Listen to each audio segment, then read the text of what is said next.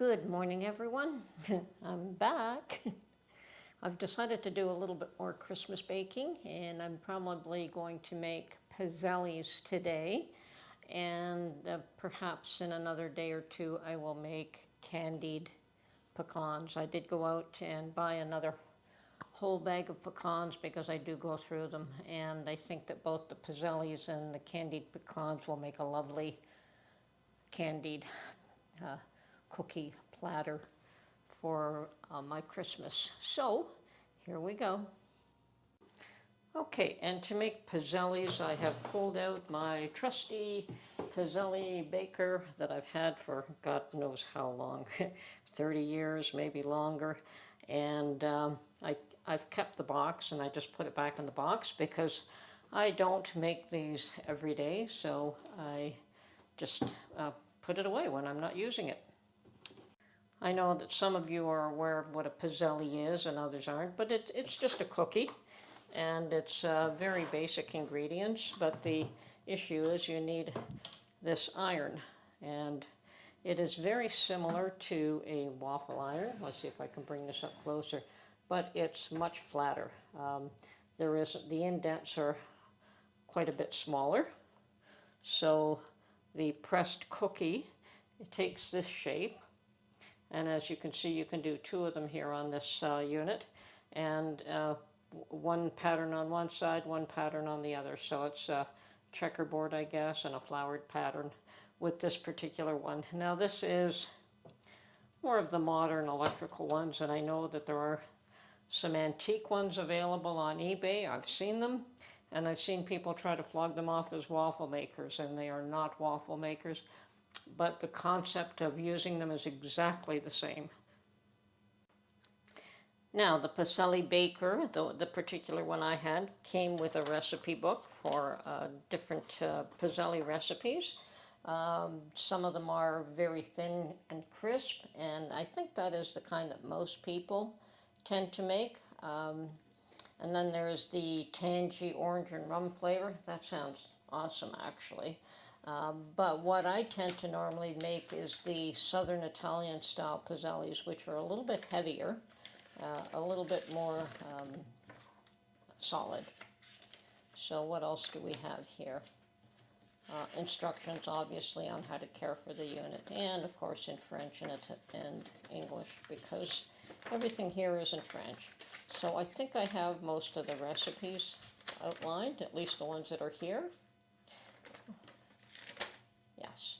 Okay, so, oh yeah, and swirl pizzelles. So many people have suggested that we couldn't resist almond pizzelles.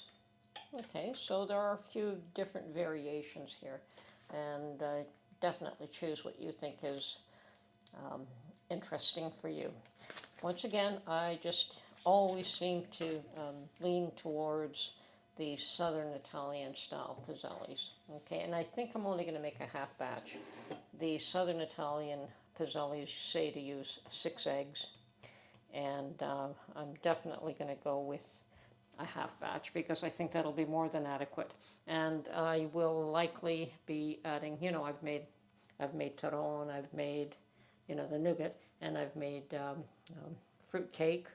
And I'll probably end up making some candied pecans as well, so, and maybe something else, who knows. But this is why I'm thinking that a half recipe here should be adequate. Okay, I have assembled all my ingredients, and since I'm going with a half measurement, I'm using 3 eggs, and I have 1 cup of sugar. That's already ready. And I have a half cup of butter. Now they say it should be melted, but this is soft and hopefully it'll work out for me. Vanilla extract, 1 teaspoon. Now I have my homemade vanilla extract that I'll use, and I have some there as well.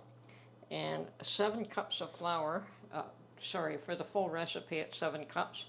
For the half recipe it's 3.5 cups, and I have that sifted and measured out.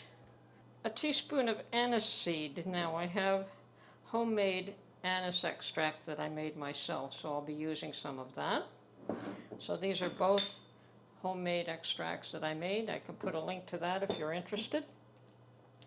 And baking powder. So all my ingredients are here. I just have to mix them up in a specific way at this point.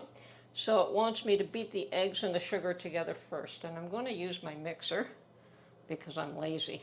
Okay, so the first thing I'm going to do is put my eggs in there and whip them up a bit.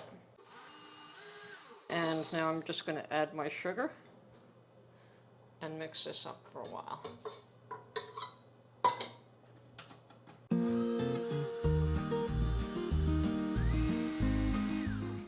Okay, now I want to add my butter.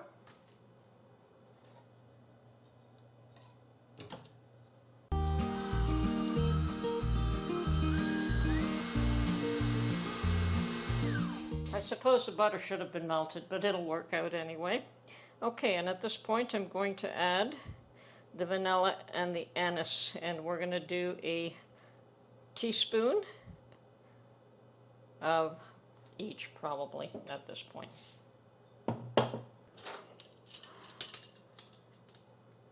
So, teaspoon of anise.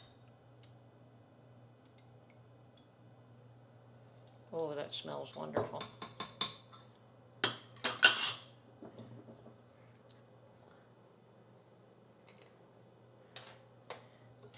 And a teaspoon of vanilla. And that too smells amazing. Okay, we'll mix all this up.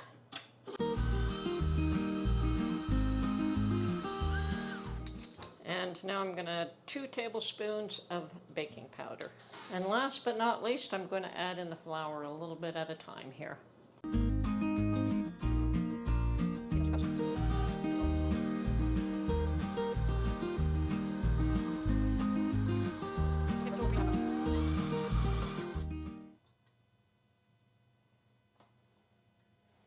And it does have a dough-like consistency. That's what they're asking for. So I'm just going to mix this up a little bit more, clean up my work environment, and we'll start making the pizzelles.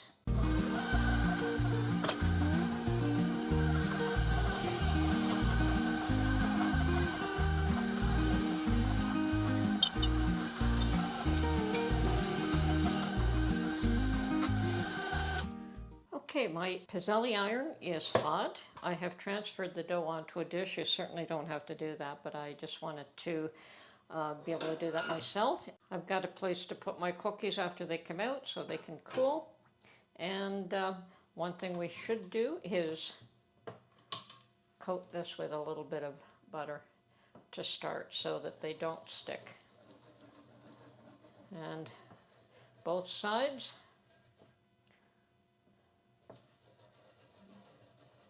This is considered a non-stick surface, but you still want to make sure that nothing does stick. Okay, so that's ready. Now I'm just going to take, half of a scoop, maybe a little bit more than that, and put the cookie dough down on the, and let the press do the job, just like a waffle iron. It's exactly the same idea. And as you can see, there's a lot of dough, and now you know why I probably just made a half batch. Certainly a full batch, you would have many, many, many cookies. Now it depends on the crowd you're going to be serving, whether or not you want a larger batch or not. Just give these a few minutes. I'm going to test this now. Okay, my first ones never come out perfect, but it's a good place to start. It looks like I need to put a little bit more, something more to loosen up the dough on this.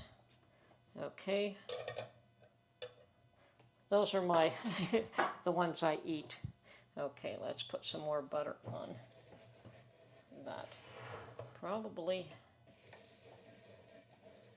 and it's usually the first ones that cause you grief, and after you get going they tend to just fall off on their own.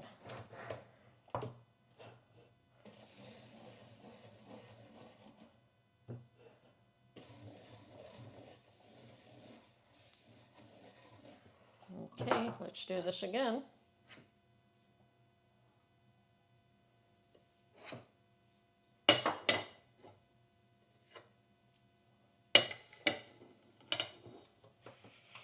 They still taste good.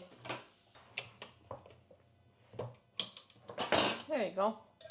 After a while you get a feel for them.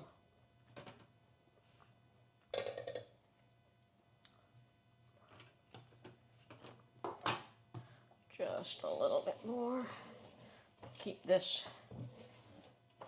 You won't have to butter it every time after a while, but the first few seem to need some lubrication.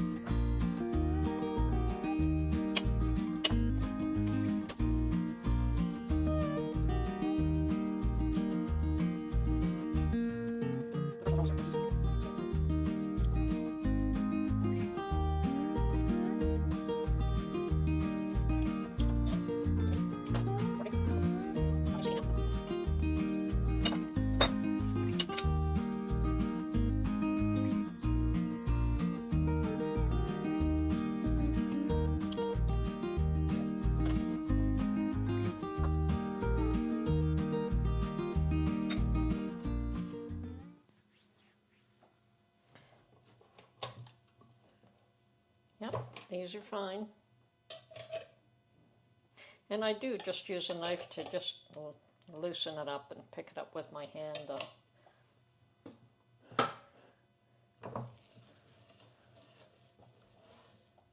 It's been a while. It looks like I do have to butter it every time. I keep forgetting how much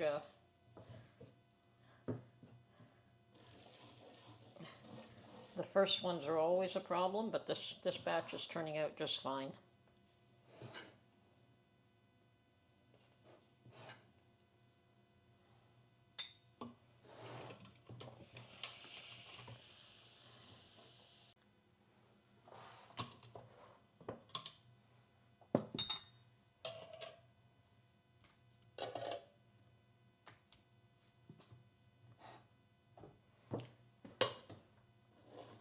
In a hurry to get these done.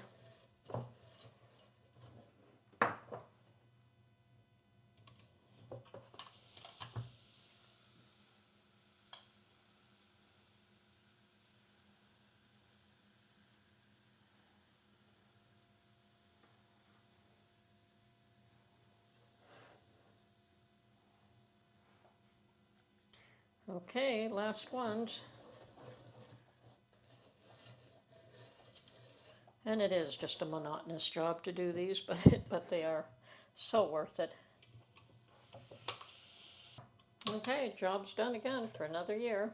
So at this point, we just unplug this. This is an electric iron. So I'm just going to unplug it, let it cool, and then we'll give it a wipe down with a damp cloth.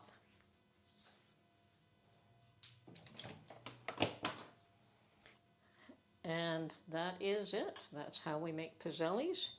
And as you can see, we have a lovely batch here. And they're just going to sit here and cool off as well. And then we'll just put them on a tray with some other types of cookies as well. Okay? Okay, and the recipe says that you can use oil or margarine, and if you're going to make huge batches of them, some people might substitute it for oil or margarine. I'm not a fan. I prefer to bake with butter, and butter is all I'll use. I'll make less if I have to, if I can't afford the butter, but so far I can afford the butter, and I want the real butter in my treats. Hope you enjoyed this video, and we will catch you on the next one. Bye for now.